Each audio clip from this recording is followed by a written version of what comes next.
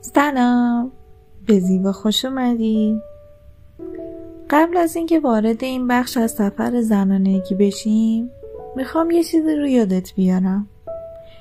تو همین لحظه درونت پر از انرژی های زنانه است. بعضی وقتا اونا رو زندگی میکنی، بعضی وقتا هم فراموششون میکنی. این ویدیو برای اینه که یادت بیفته چه قدرت‌هایی توی وجودت خوابیدن و چطور میتونی بیدارشون کنی. پس تا آخرش با من بمون، چون شناخت این انرژی ها میتونه کل مسیرت رو عوض کنه. راستی اگه ویدیو قبلی رو ندیدی همین الان برو ببین و کانال رو سابسکرایب کن، چون توی این ویدیو قرار قدم به قدم ادامه این انرژی ها رو کشف کنیم. نمیخوام هیچ کدوم رو دست بدی. بریم برای عنصر آتش که حالت معشوقه است. رسیدیم به یکی از پر انرژی ترین جنبه های زنانه. زنی که این انرژی تو وجودش فعاله، پر از اغواگری، جذابیت و شور زندگیه.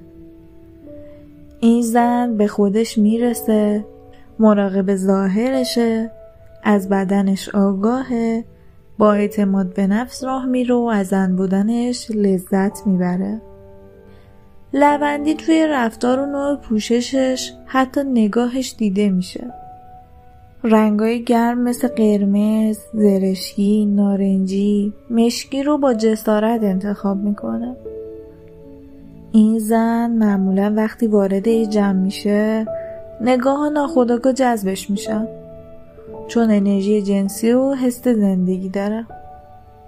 اما اگه این حالت معشوقه بدون تعادل انرژی زنانه باشه اتفاق خوبی نمیفته.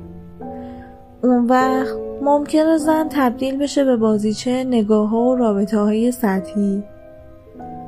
مردا فقط به چشم یه ابزار لذت بهش نگاه میکنن، نه یه همراه ارزشمند.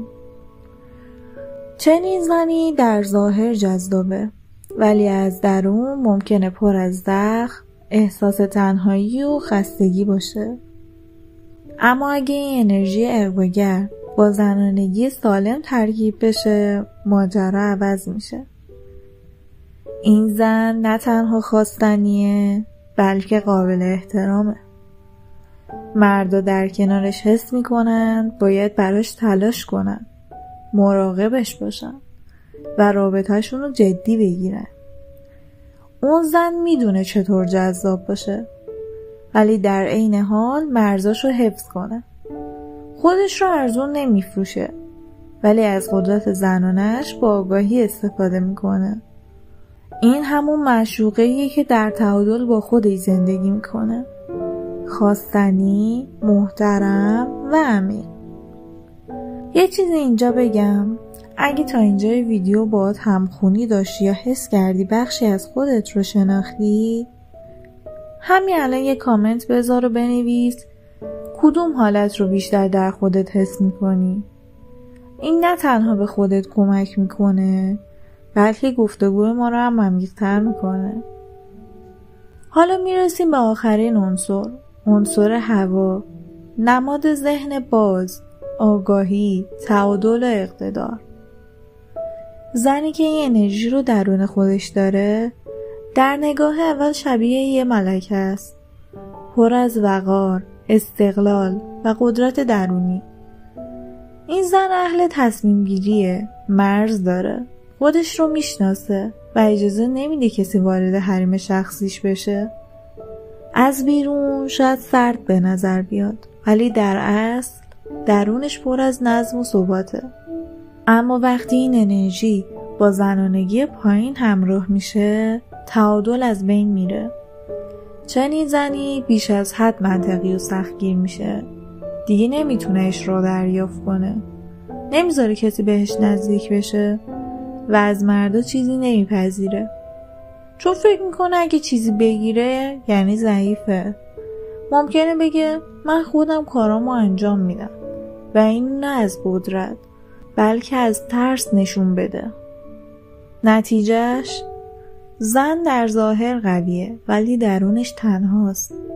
مردی که کنارش باشه یا احساس مردونگی نمیکنه یا فرار میکنه. اما وقتی همین انرژی با زنانگی سالم همراه بشه اتفاق شگفت‌انگیزی میفته. اون وقت زن میتونه هم ملکه باشه هم زن. یعنی با اینکه مستقل و قدرتمنده ولی در عین حال پذیرای عشقه. اجازه میده مرد زندگیش براش کاری کنه، حمایتش کنه. نه چون نیاز داره، چون میدونه دریافت کردن بخشی از زنانگیه. اون زن میدونه خودش چیه و اجازه میده مرد کنار اون در جایگاه واقعی مردونش رشد کنه. ملکه‌ای که هم سلطنت میکنه، هم عشق میورزه و مردی که کنارش باشه بالاترین نسخه خودش میشه. اینا همه شدن 4 حالت انرژی زنانه. حالا تمرین امروز چیه؟ ازت میخوام با توجه به توضیحاتی که بهت دادم برای حالتها بشینی بنویسی که الان کدوم حالت هستی.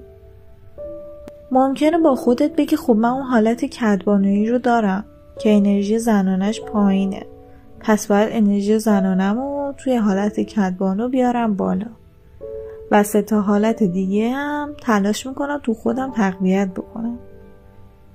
ممکنه یه نفر دیگه بگه که من یه وقتایی ملکه و حالت دختر رو با هم دارم، پس اون 2 دیگه رو هم تقویت بکنم. خودت باید نسبت به شناخت خودت بررسی کنی، اینکه ببینی کدوم حالت رو باید تو وجودت تقویت کنی.